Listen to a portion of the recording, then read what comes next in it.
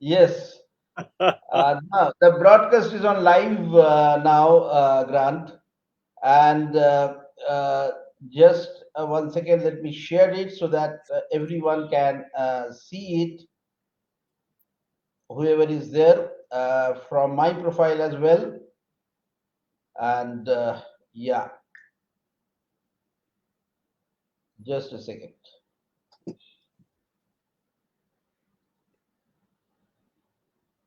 Am I very clear to you? Yeah, yeah, you're very clear to me. Audio? Okay.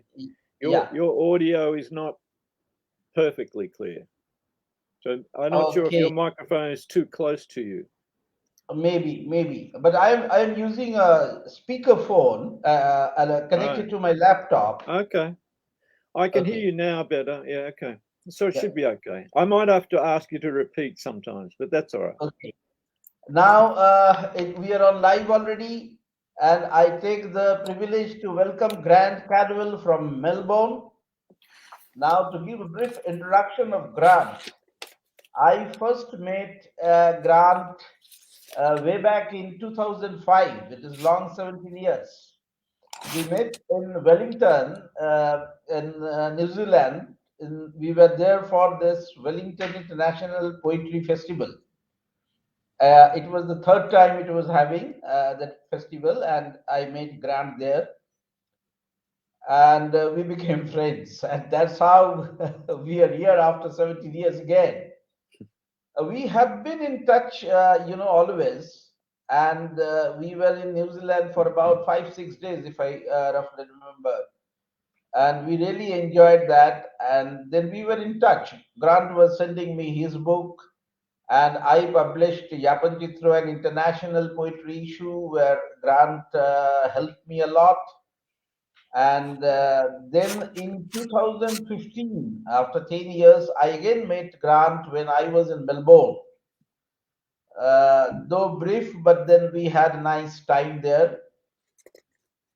Now, when I have been in touch with Grant off and on. So when I gave this request to him, and he accepted immediately, and that is how we are here. Now, just to give a brief introduction of, very brief introduction, the poet's introduction is nothing. It's only his poetry that speaks. So we will be listening to some poems which I hope Grant will be reading. Now, Grant's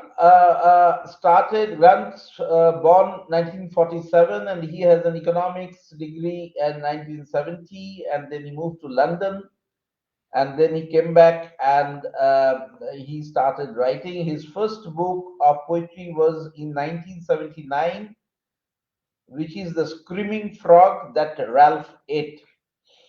I became interested in Grant when we met for the first time. He gave me a book which was, we met in 2005, and he had a book called Dreaming of Robert Nero, which was published sometimes in 2003. And while reading it, I was so moved by his poems. And when I came back to Calcutta, and I gave that book to some of my friends, poet friends, and they were also moved so much. And I hope, Grant, you remember, some of them had written to you mail also, that they liked your poetry. And I personally was so influenced by your poetry and the diction that you use. That really, I mean, is something which is very great. About Grant, one can say that about his poetry, one can say that he is such a poet whose metaphors are sometimes more cerebral than sensual, and he risks wordplay where most refrain. His consistency of tone, impressive as it is, leaves the reader longing for surprise. Now, before I ask questions to Grant, I would like to start by reading a poem of Grant, which is a very favorite poem of mine. Uh,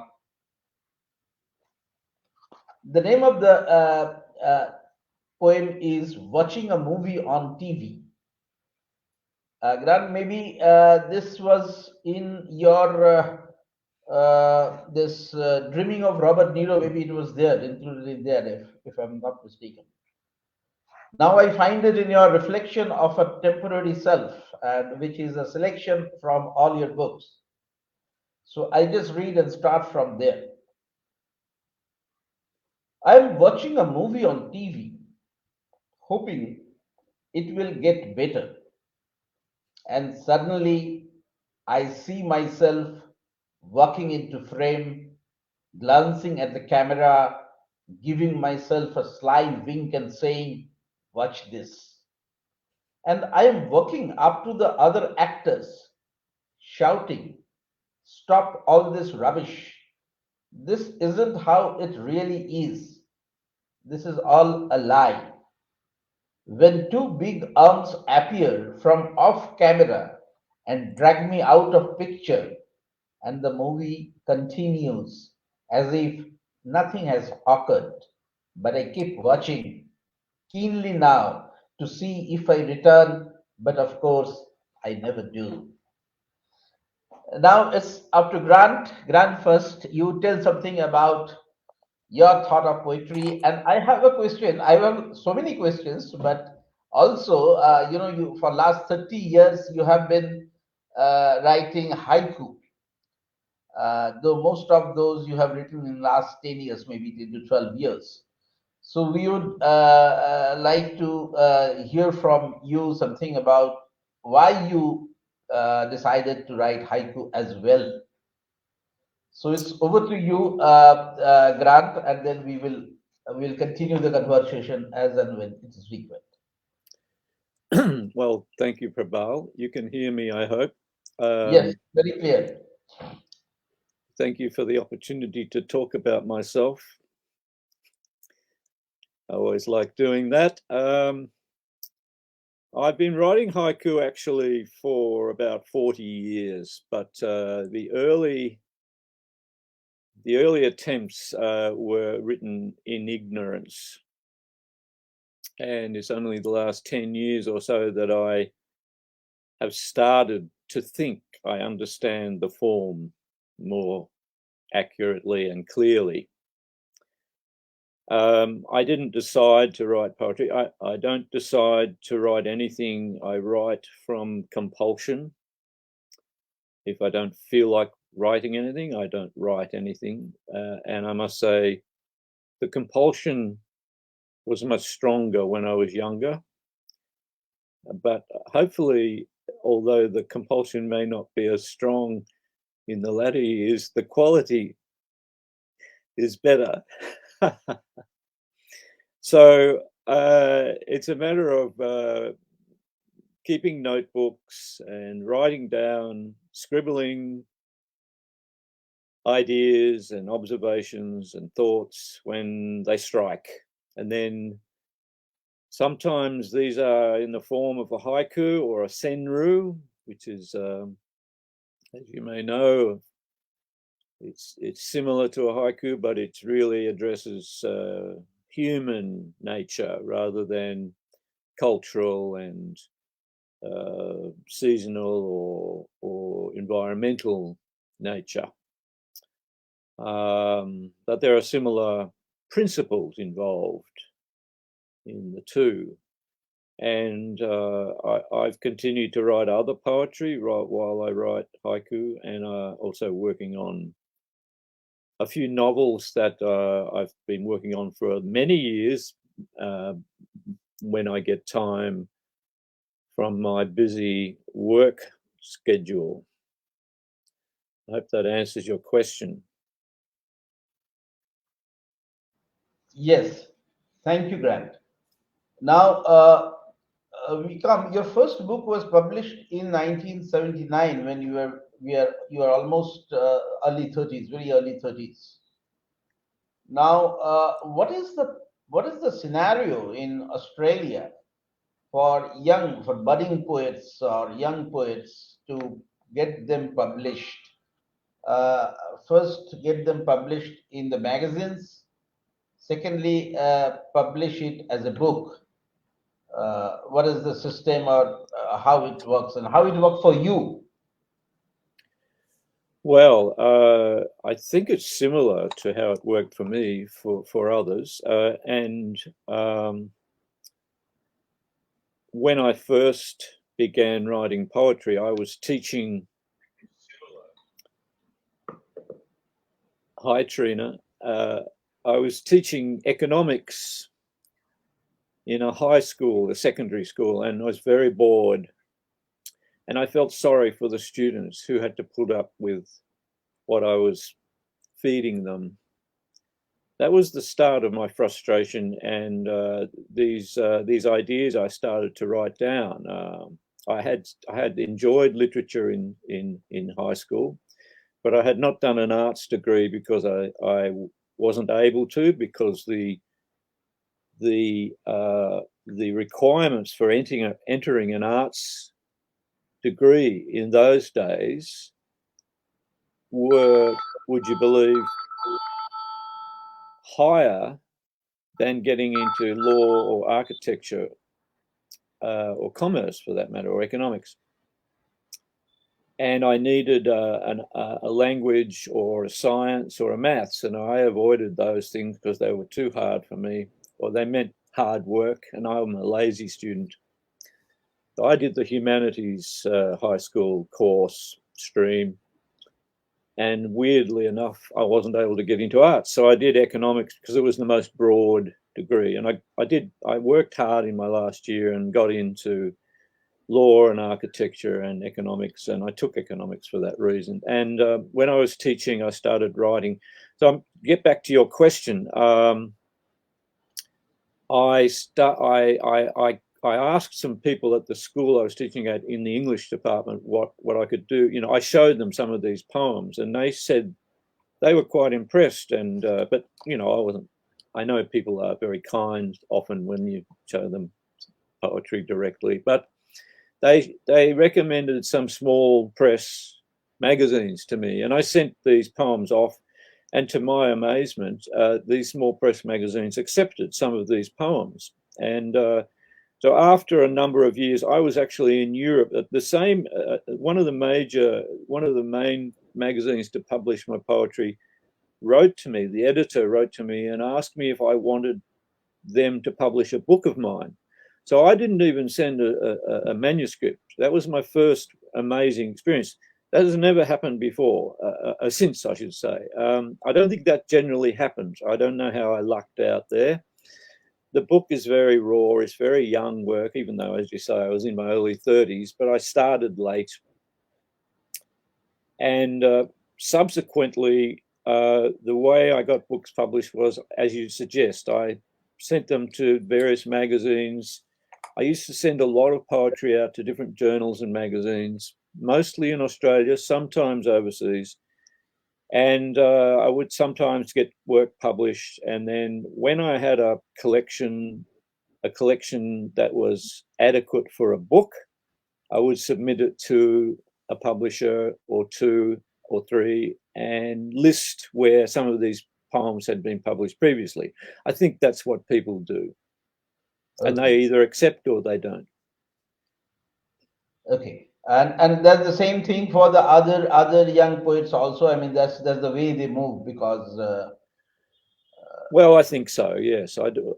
It's to be honest, I haven't spoken to people about their own methodology, but I'm pretty sure that's how people go about it, and how that's the seems to be the system, and it makes some sense. I mean, I'm yeah, sure there are some people who send manuscripts to publishers without having published any poetry anywhere, and if it's impressive enough to the editors, then they will publish the book. I don't think it's required that the poet has had work published in magazines okay, and journals, but that's I understand that it probably helps. that's great. You were the editor of Blue Dog. Hmm. Uh, I came to know about the Blue Dog through the then editor. I mean, I think he became editor after you, Ron Pretty, and Yeah.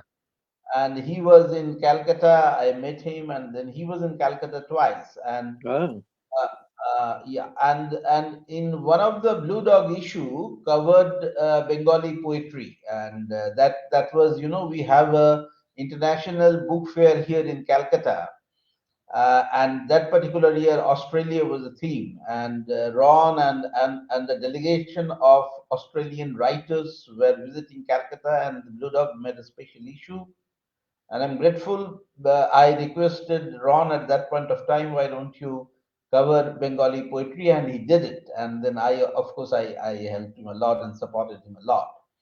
Now, you were also an editor of Blue Dog, and Blue Dog is such a prestigious magazine from Australia that when I gave a copy of that to Indian literature editor at that point of time.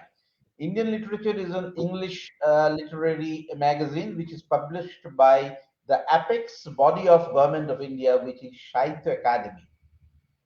Now, the Indian editor of this Indian literature was so impressed seeing Blue Dog. He covered that in his editorial note in one of the issue about Blue Dog. I mean, the editorial note was all about Blue Dog. Now, tell me some of your experience about the editor of Blue Dog, and why did you leave and moved on with your? I mean, why did you leave it? oh, this is going back a bit, Prabal. I think from memory, to be honest with you, I can't remember. I think I'd had enough of the work involved. I did it for 3 or 4 years, and I'm the sort of, one thing I understand about myself from observation is that I have to do something new. Yeah. I get bored doing the same thing for a length of time. Hence, I write different forms of poetry and novels, and I work in the last 15 years or so also working in critical areas, in writing critical articles. Although this is not I don't think it's my natural bent, but I get some enjoyment out of that. So I think that's what was going on. I can't even remember if Blue Dog survived. I'm not suggesting that it fell apart because I left, but I don't think it continued. Oh, it's coming back to me now. I think it coincided with a change in the organization that the Blue Dog was part of, which was Australian poetry. Or some people, if they hear about this, I'll be in a lot of trouble. And it still exists, this organization, in a different name, and they changed the name, I think, to the Australian Poetry Journal, or a name such as that. That's what happened, and so I left them to it, and I think they employed an editor and actually paid them a salary, which greatly amused me because I was never paid anything. But this Blue Dog, do they pay? I mean, did they used to pay to the contributors or the authors or the poets? Yes, the contributors got paid very well because we received literature board support. The Australian Council for the Arts supports some magazines and journals that have established some credibility, and they give a grant of some kind, and that grant goes towards paying for contributors, not for paying the editor. So it was a labor of love for the editor. Oh yes, all my work is a labor of love, Prabal. Now, coming back to your award, tell us, you got the Book of the Year award way back in, I think, 1996, something like that. Yeah, 1996. What is I the have to. award I have. about? I need to correct you there. I think it was the Age Book of the Year award, and I was nominated. I was Okay. shortlisted. I Okay, don't okay, think I won, but I'm happy to correct history. okay. Sorry. That's Because it's my mistake. Because I whatever interaction we had, I tried to recollect it from that. So this is a minor. yes, understandable. And what is this award about? This Book of the Year award. Does it carry any cash money? Does it what? Cash money? Any Oh yes, dollar? oh yes. It's quite a good cash award. I can't remember. It probably has increased since then as keeping up with inflation. Although the arts don't keep up with inflation very well, as we know. But it's the Age news. It's run. I'm not sure if it still exists, but the Age newspaper is a leading Melbourne and Australian newspaper. It's an independent newspaper. It's a trustable newspaper as far as I'm concerned, or it used to be, and I'm pretty sure it still is. And they would run this Age Book of the Year award, which covered different categories of literature, fiction, non-fiction, poetry, this kind of thing. And they would and publishers would submit books to this award and to other awards in Australia, and they would select a shortlist. The judges would select a shortlist, and from that shortlist, they would nominate a winner, and even sometimes with these awards, there's also a second and third. And the winning award is I can't remember exactly, but could have been somewhere between $5,000 and $10,000 or something like that, Australian dollars. Okay, that's really great. And you have quite a number of prizes, I mean awards for literature in Yes, Australia. well, I received. They were really the biggest awards I received were from the Australia Council for the Arts, and they award fellowships, literary fellowships to what they call established writers, and I received two of those back in the early '90s, in 1992, I think, and 1994, and they were for $35,000, and then.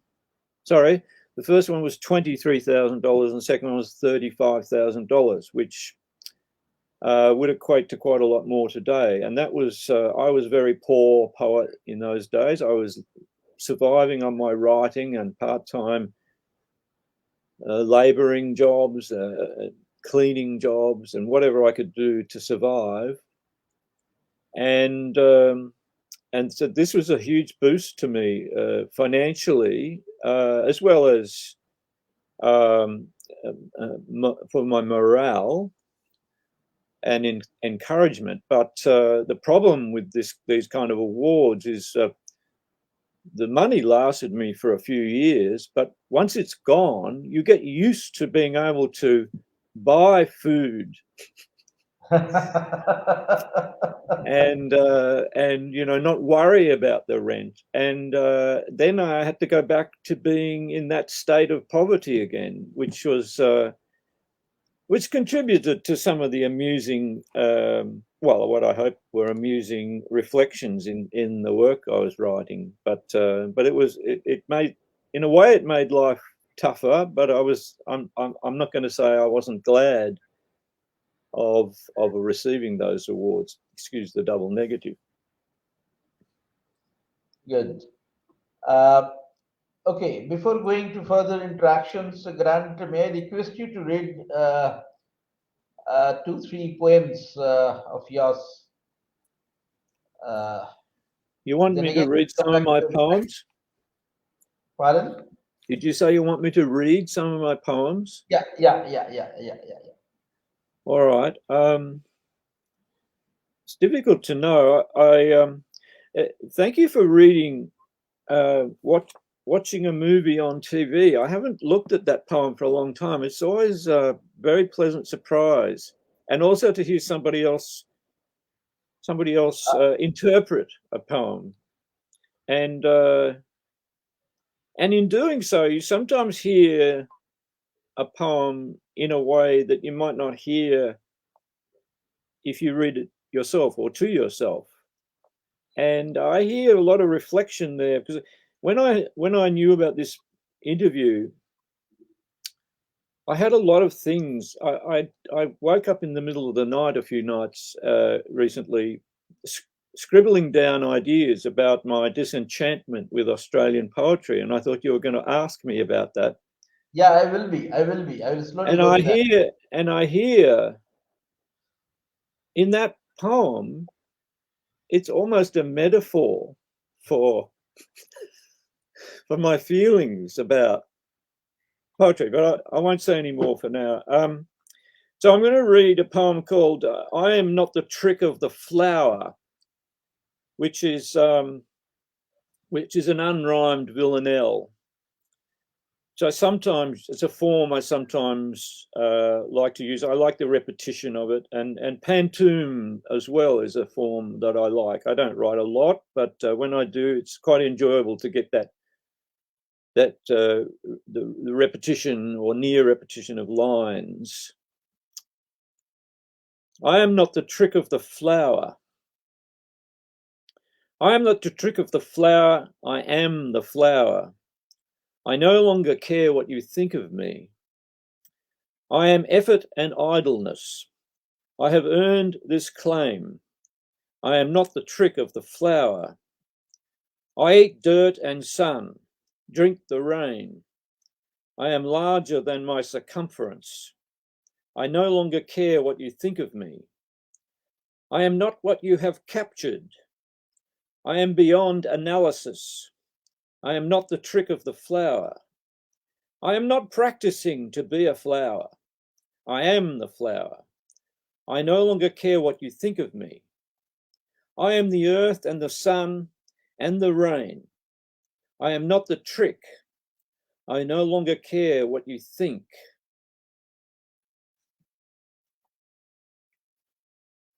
Which is not entirely true. I'm very sensitive, as you know, Prabal, to people's feelings about me, but it was nice to get that off my chest onto paper and out into the atmosphere. So far you've heard two poems that have some kind of ironic undertone or to them. Let me see if I can find a serious poem. This was also pretty serious, and this is also one of my favorite poems of yours. Is it? Thank Yeah, you. I'm very pleased to hear that. Well, I hope you are not the trick of the flower either, Prabal. I'm sure you're not. and you have those poems like "Walking Down the Street," Yes.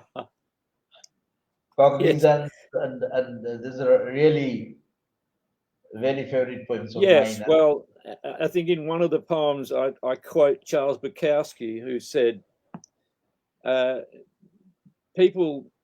something about people don't want to hear about the basically seriousness of life. They just want to laugh.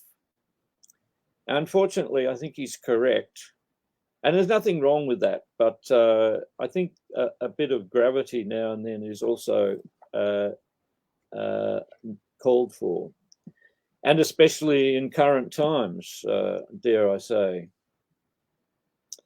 with as us staring down the barrel of extinction, along with all the thousands of other animals and insects.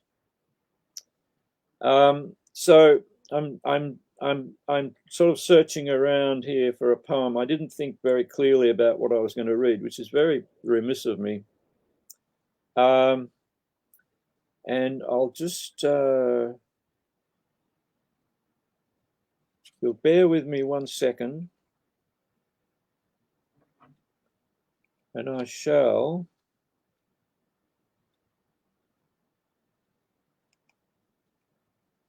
find something here. All right, this is a poem called Ontos Farm.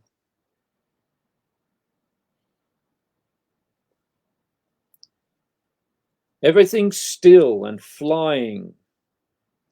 Kookaburras and parrots, the constellations, the song of the castanet frogs, like Aboriginals chanting, harmonies of the ground, singing the sky, relentless and going for it, then stopping to listen, just one going on like a clapped stick, until it too stops.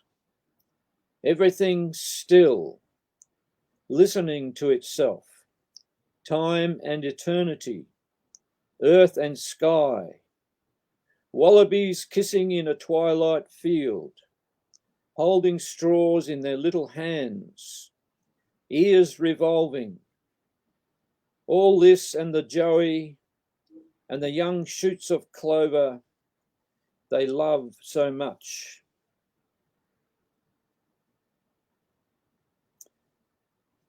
So you recognize,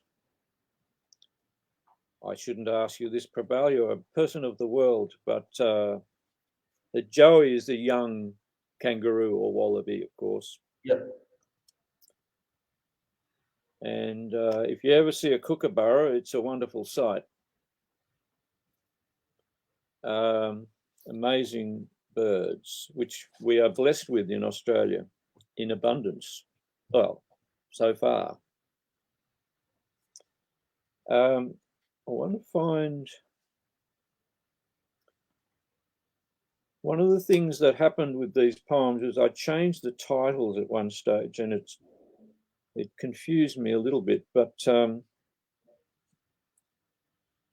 I'll see if I could read Bananas, but I'm looking for another poem that doesn't, rely on irony or amusement so much. And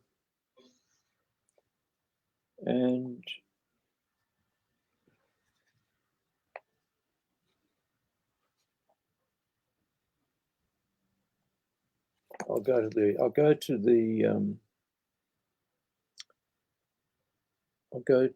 the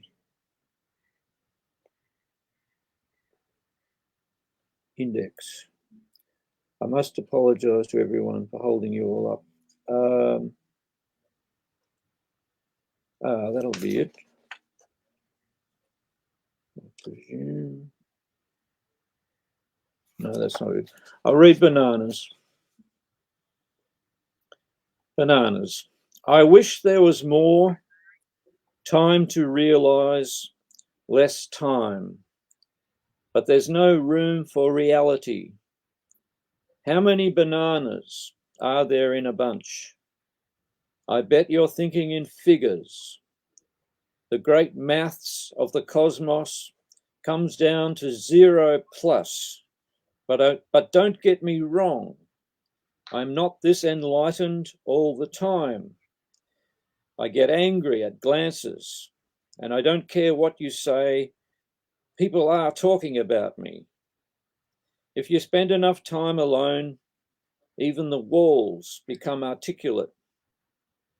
Meanwhile, you're walking down the street, watching the magpie family warbling on the nature strip, and someone who believes in something smaller than the infinite lets the bomb of their ignorance blow the street away.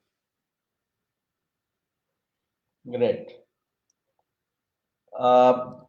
If we can take some questions from the viewers, Grant. We have our friend Sudipta from Poland. She has asked for a question that she wants to know what are the important poetic trends in contemporary Australian poetry. Well, thank you, Sudipta. It's a very interesting question, and it affords a broad answer that I could talk about for a few hours, but I won't. I'll try and keep it brief. This gives me an avenue into what I was thinking about, and in order to talk about the trends of today, I have to go back a little bit and talk a little bit about where we've come from. I'm of the belief, as and it's not an original thought, of course, that an art form that does not renew itself dies. And I think poetry in Australia, and from what I've read overseas in a lot of Western poetry, indeed, I don't have time to follow poetry from around the world so much. It's enough to keep up with Australian poetry and my own work, etc. But I don't think it's dissimilar in let's say the UK or America. But in Australia,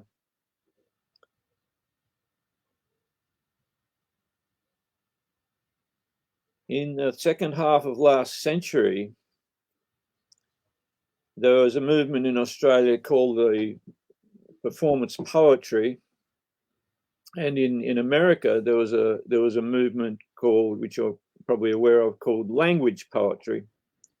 I think these were attempts to renew poetry because it had started to die, and the issue here is, as far as I can see and I'm concerned, is that nobody reads poetry except other poets. And I think even other poets don't read it that much.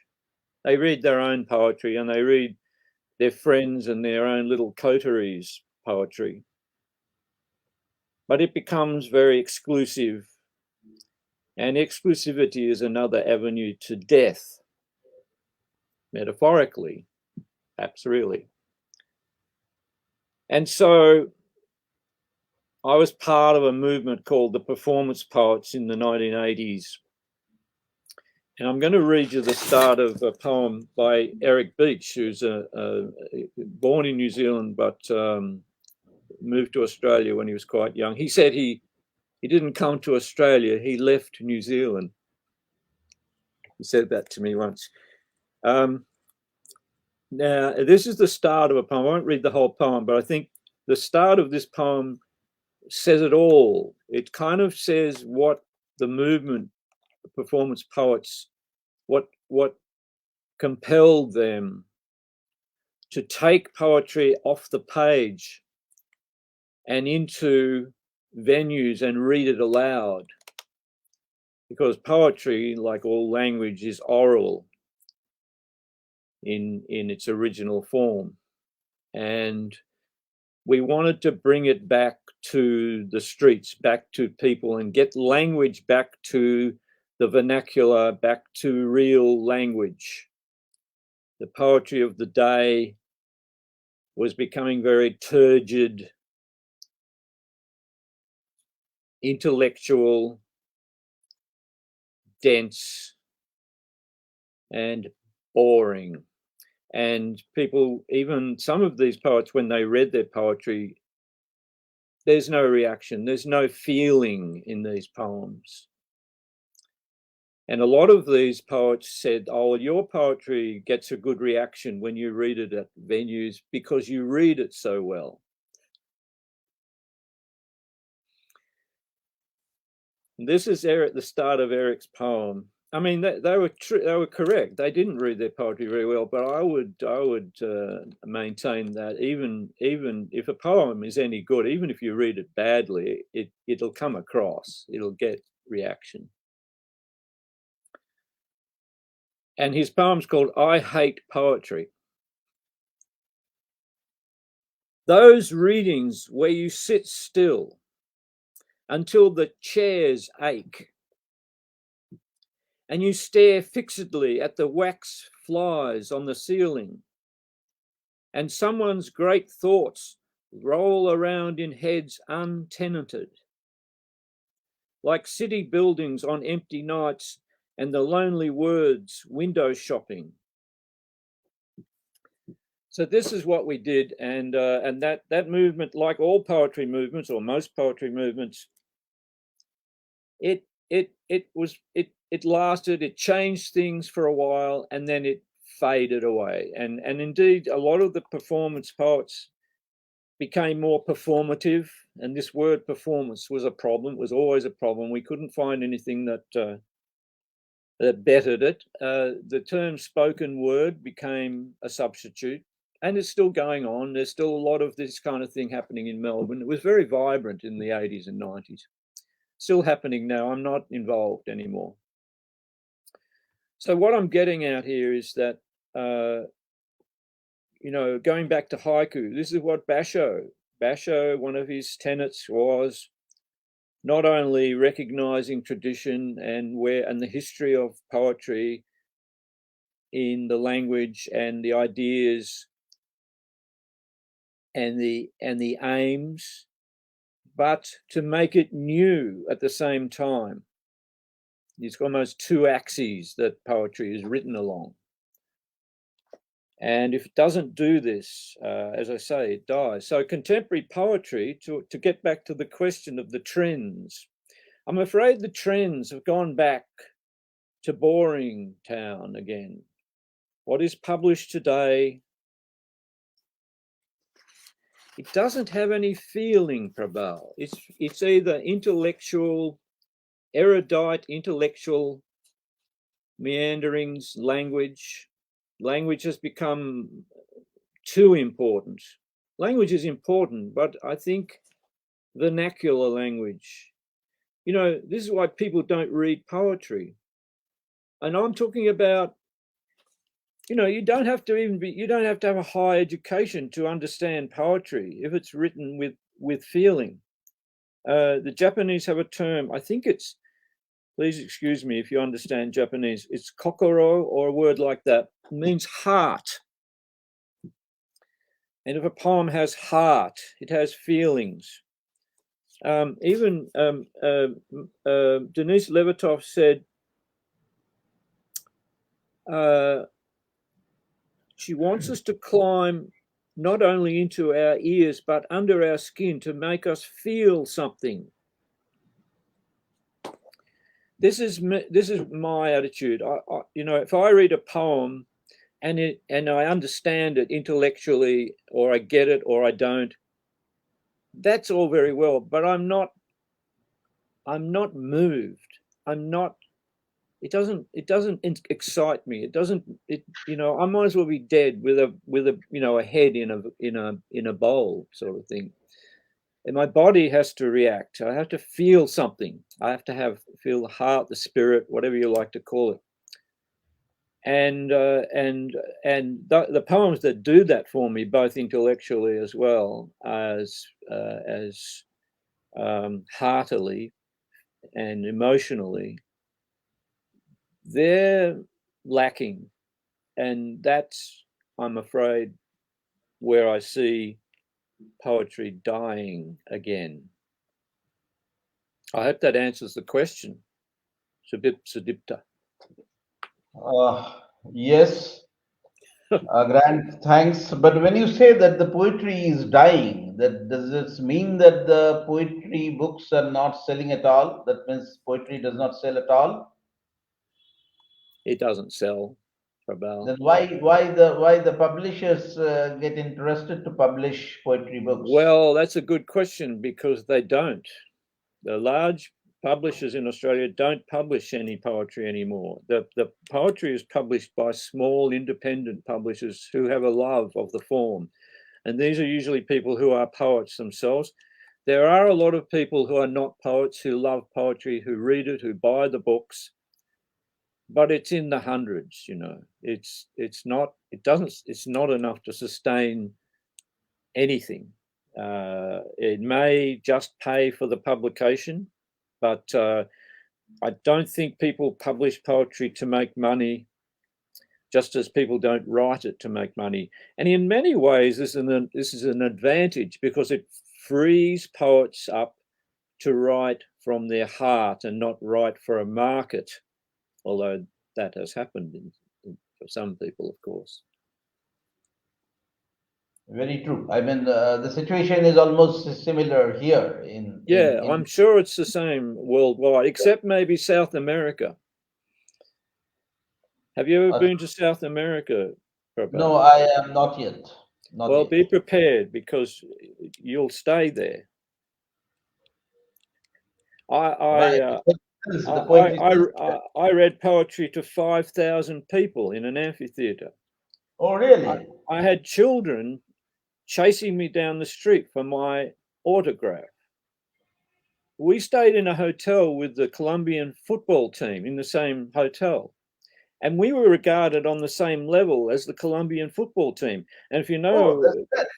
football in South America is up there in the demigod stratosphere. This was quite a revelation to me.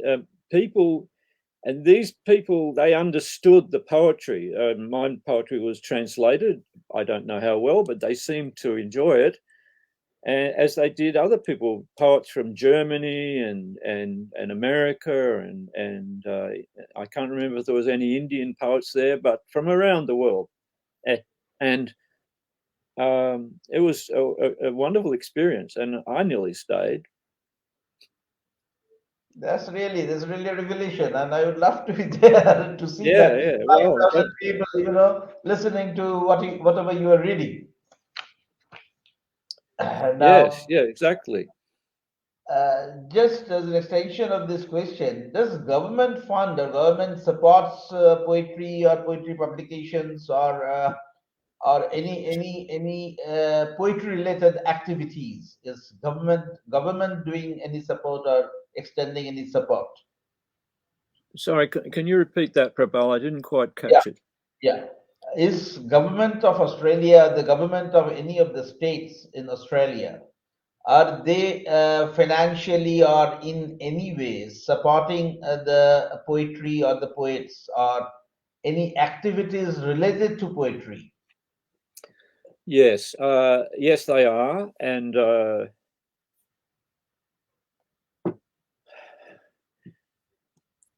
it requires a complicated answer in a way, because there are 7 states and there are a number of councils within those states, and there's the federal government, the Commonwealth government of Australia.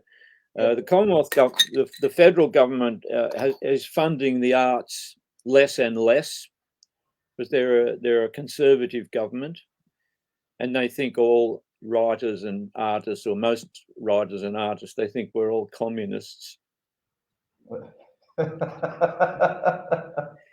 And well, at least we don't like them. And anyway, I'm being flippant, but so there is funding of the Australia Council for the Arts, which I've mentioned already, and it's reasonably substantial, but it's been cut and cut and cut and cut, and less money.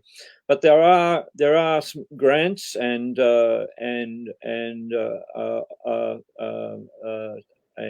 for people, especially emerging, young writers. There's opportunity for people to apply for funds to write projects and to support young people, which is fantastic. I think it's wonderful. And the state governments also variously have avenues for this kind of thing. And there are even some local councils. The Melbourne City Council, I think, has, or it did a while ago, had grants available, or that kind, for young writers. So this kind of, it's mainly to support people while they're writing, not so much for activities so much, although there is a Melbourne Writers Festival, which is supported and funded, I'm pretty sure, by the Victorian state government, and there may be money from the federal for the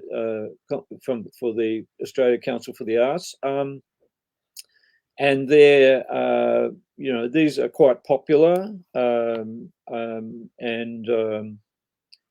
and often quite successful, but that's probably about the extent of it, except, as I said earlier, they also, the Australia Council for the Arts also funds various magazines and journals to keep them going, because, as I say, they have trouble sustaining themselves, and also so that they can pay writers.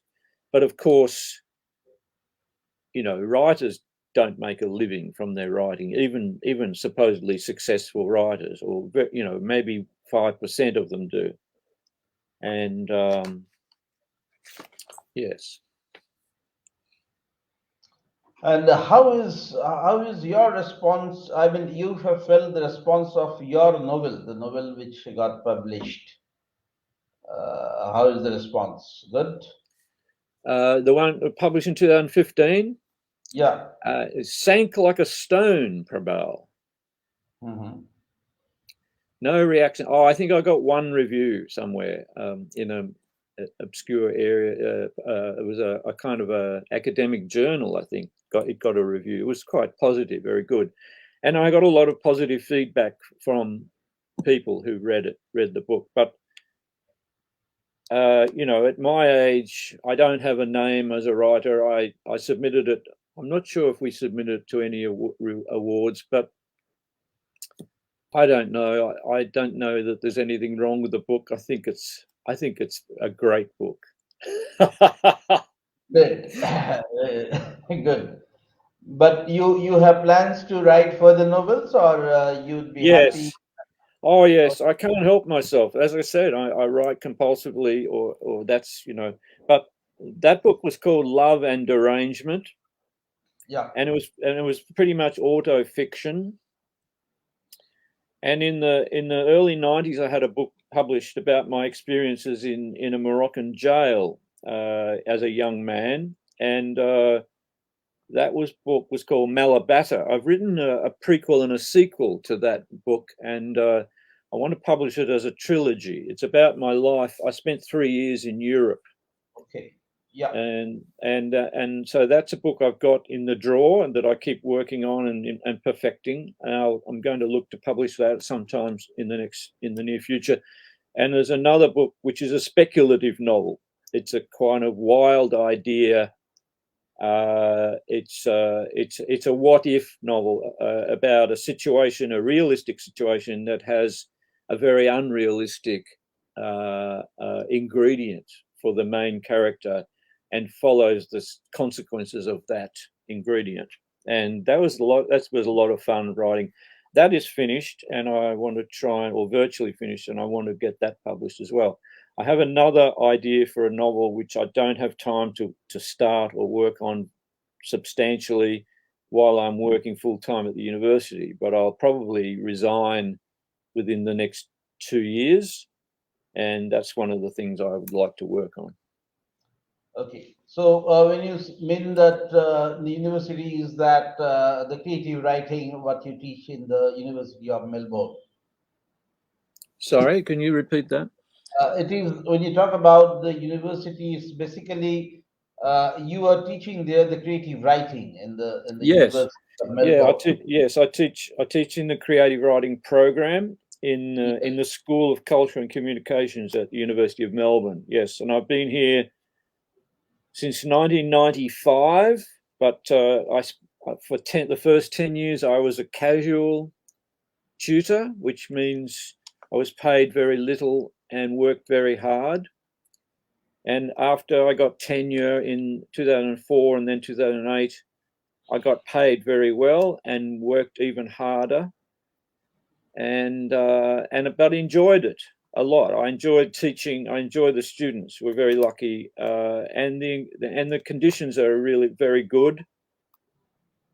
The universities have become more and more bureaucratized, and we have pushed onto us more and more administrative roles and responsibilities, which is very annoying and time consuming and exhausting. But I'm sure we're not alone in that area. I understand you have some connections with Calcutta as well. You're working with one Jaideep Sarangi something. Working Jai, with who? Jaideep Sarangi, some Jaideep Sarangi. You are working something, some book or some project who is based out of Calcutta. Oh, I'm not sure what you're referring to. No, you know Jaideep. Oh, yes. I had a book published by. Are you referring to the book published by Cyberwit?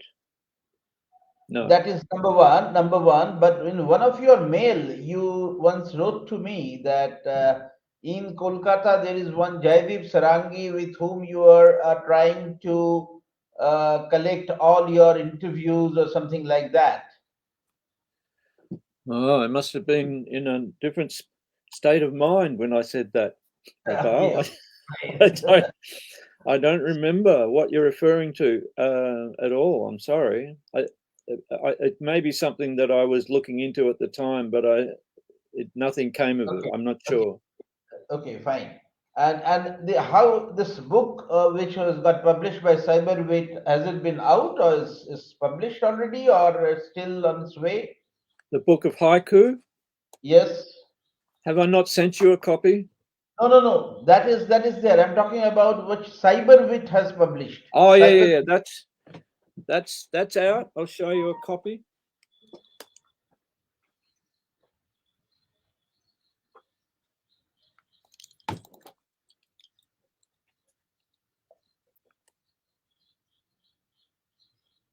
Wow, acha, the Age of the Forest. Okay, fine. And that I should point out that is a shortened version of the New and Selected book. So there are no new poem. This is the New and Selected. That's me. Yeah, that I have. That I have number You of have copies. that. So there's Yeah. nothing new in that Indian publication. Okay. But I thought it was a good way of making it available Yeah, to it is. Indian. Indian readers can access that easily. Yeah. Yeah. So Good. yeah. Yeah. So yeah, please continue. Well, if I'm showing books, there's Blue Balloon, which you have a copy of. Yes, of course, of course. Very plain covers. I don't mind plain covers. And Aman Singh finds it a soothing conversation. I'm very Yeah. pleased to hear that. As long as you don't go to sleep. But we'll try and avoid that. But soothing is good. We don't want people to be too shocked. But I'm sure nothing I've said is too shocking. I think everyone knows what's going on. And these are just Very my insightful. opinions anyway. Huh? It's very insightful, and we all have come to know something what's really happening. Yeah. Apart from, of course, listening to your poems, we are coming close to our this session. I have one question to you, and then we will listen to some of your poems before we call it a All day. right. Dant. And the question is, you prefer to have a different form, a shorter form in the haiku, which is a 575 syllable count. Am I correct? Well, you've opened up another can of worms, Prabal. We don't mind. The notion of 575 syllables is erroneous, and it's a worldwide mistaken notion. The original poems that came out of the poem game, the Renga, Yeah. and indeed in Japanese, traditionally followed this form. But Japanese syllables are very different to English syllables. They're extremely different, and so they don't apply. And in any case, Japanese poets, a lot of them, or in the main, rejected this traditional requirement quite a long time ago.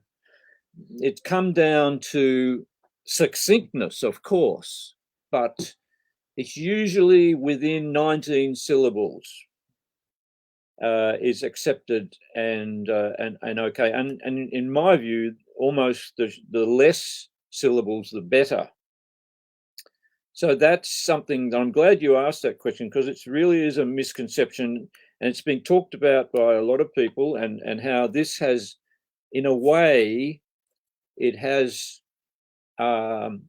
people think to write a haiku, you just have to write 3 lines, 575 syllables. And of course, the result is you get a huge number of haiku that are written and even published that are actually very poor poetry.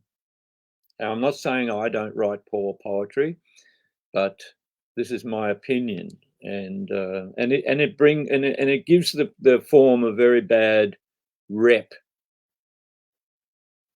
In Blue Balloon, you might there's an essay, a short 4-page essay at the start, which I hope if you haven't read, you can read. It's kind of addresses some of these things.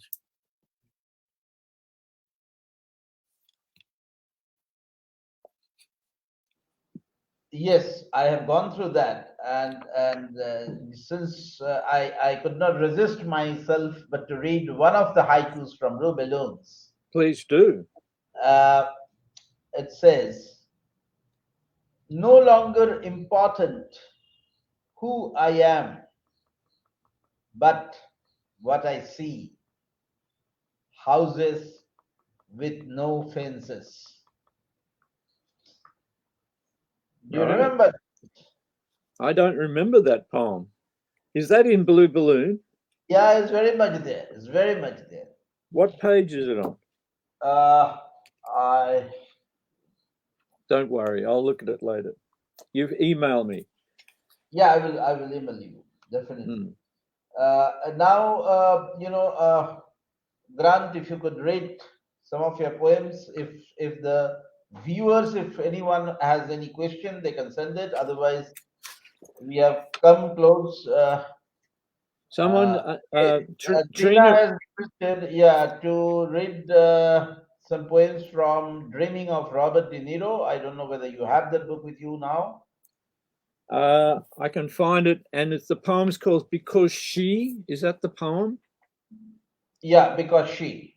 I don't know that it's in the reflections. I'll go and get the. No, it's not. Book. It's It's not just in here the. It's somewhere. not in that book. It's not in that book.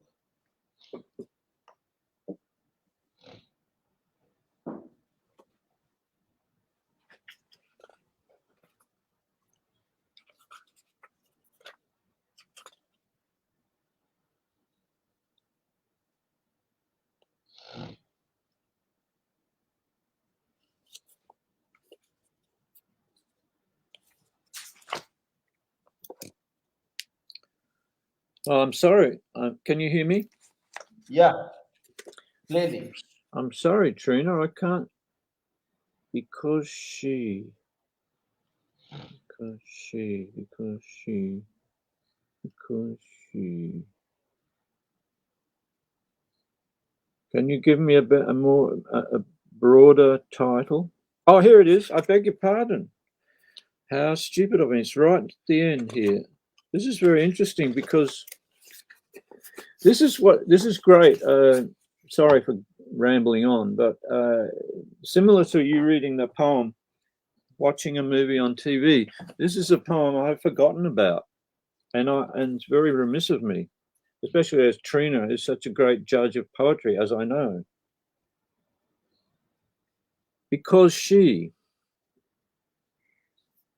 no one talks to her, she talks to herself. She talks to herself because no one talks to her, because she lives on her own, because her family no longer exists, because she only goes down the street once a week, because she has varicose veins, because she wears too much rouge, because her perfume is so strong, because she talks to her cats like they're her children, because she leaves liver and kidney on the stairs for them, because she's always asking, "Have you seen my Tom-Tom?"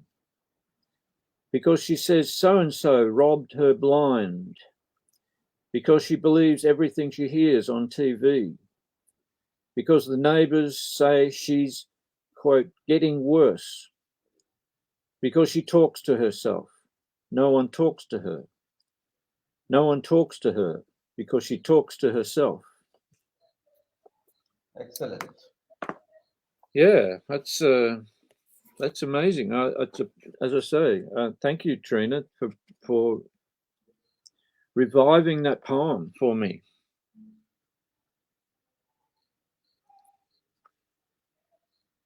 So let me.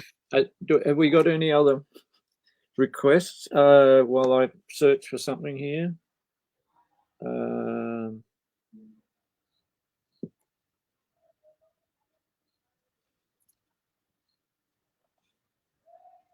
I should have spent more time looking for poems to read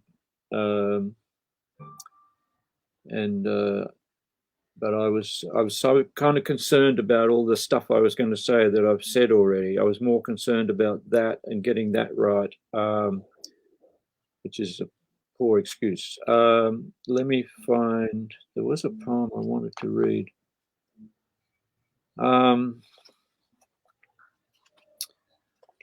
Maybe.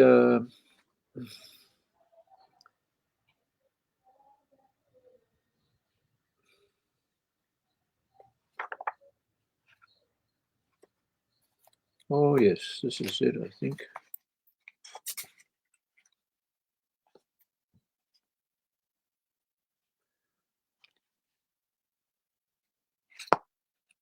No, it's not the one.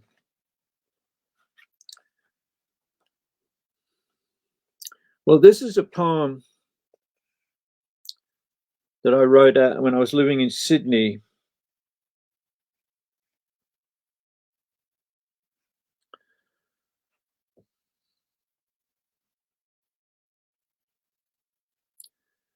Just changed my mind. I'm sorry.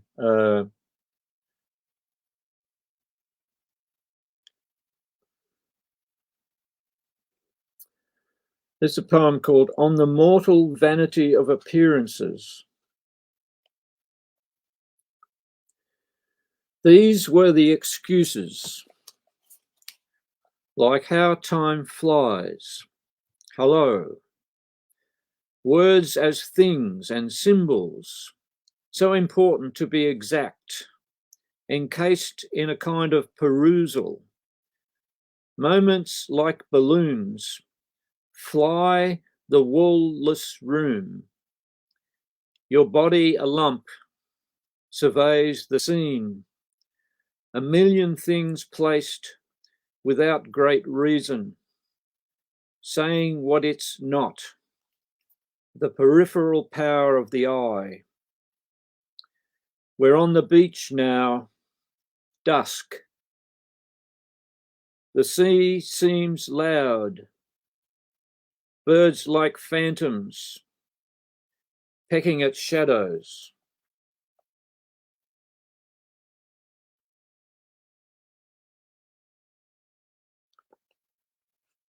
So if you'd like me to read one more poem, Prabal, is that okay? Yeah, certainly, yes. So this is a poem called Across the Sea.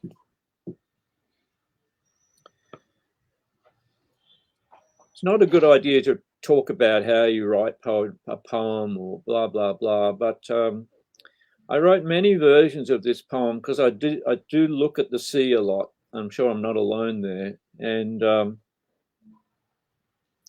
one of my favorite haikus that I've written, if I'm allowed, is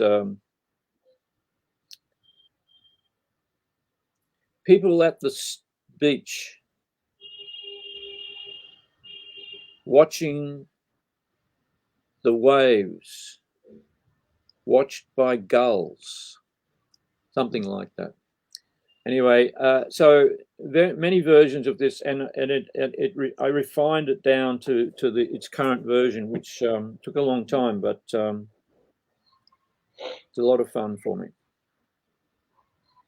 Across the sea. The sea comes across itself. Here it comes across itself. See it coming. It comes and comes across itself. It keeps coming. It never stops. Here it comes. See it coming across itself. It comes and comes over and over. It keeps coming across itself over and over. See it coming. Here it comes.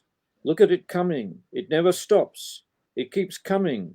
Look at it coming over and over across itself. See it coming over and over, forever and ever. Look at it coming over and over across itself. It keeps on coming. It never stops. See it coming across itself over and over. It never stops. It keeps coming over and over, forever and ever. It never stops. It never stops. Look at it. It never stops. Great. Now, before we end, Grant, may I have the privilege to read one of your poems? Absolutely, Prabal. Take the And, pressure off and, me. and the name is Cognizance. It's a short poem. Again, if I'm not wrong, mistaken, this was there in Dreaming of Robert Nero. Possible, yes. Yes. You notice you're feeling good. You feel so good about this. You want it to continue, and it goes away. You notice you are feeling bad. You feel so bad about this. You want it to stop, and it does not. Excellent, Grant. When I first read these poems, about 15, 16 years back, I was so mesmerized about these poems. And then he went on in this last 10, 15 years. I read it maybe at least 15, 20 times, these poems. And I'm and glad. and I'll be candid to say that at some places in my writing in Bengali also to some extent got influenced by some of your poems when I started reading it. Sorry, can you And repeat what you just said then? The I last bit? said I said that when I first read your poems, that some of my poems even got influenced by the diction of your writing. Oh, right. I should be candid to say Yeah, that. that's good. I'm glad to hear that. Do you mean that that your poems became more vernacular? No, the way you play with the words, you risk Ah, with the words, the imagery, the way you put yeah. the image, and not only the imagery, the inner thoughts Mm, by playing with the words. That is yeah, something which yeah, I like, and yeah, which I tried to introduce in this Bengali poetry, and some of yeah, the people are trying it. yeah. But I should admit that that's a signature which you have. I owe it to Oh, you. thank you. Well, thank you very much. I'm flattered. And you know, one of the advantages of poetry, which I discovered very early, and what drew me to it was when I was young. You might be surprised to hear that I was very shy and emotional, and if I was confronted about anything I said, I wasn't able to respond except physically.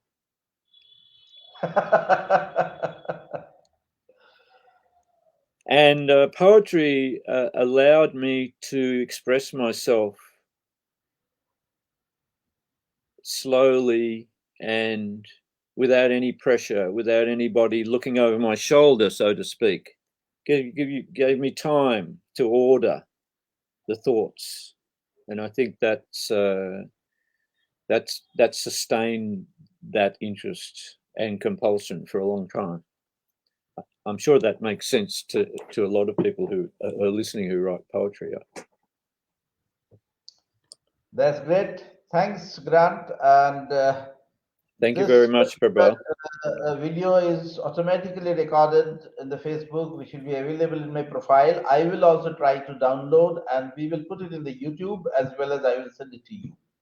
Thank you very much. And my friend from Adelaide has said that they will try and transcribe it, and if they do, I'll send a copy of that to you if they so permit. And I wouldn't surprise.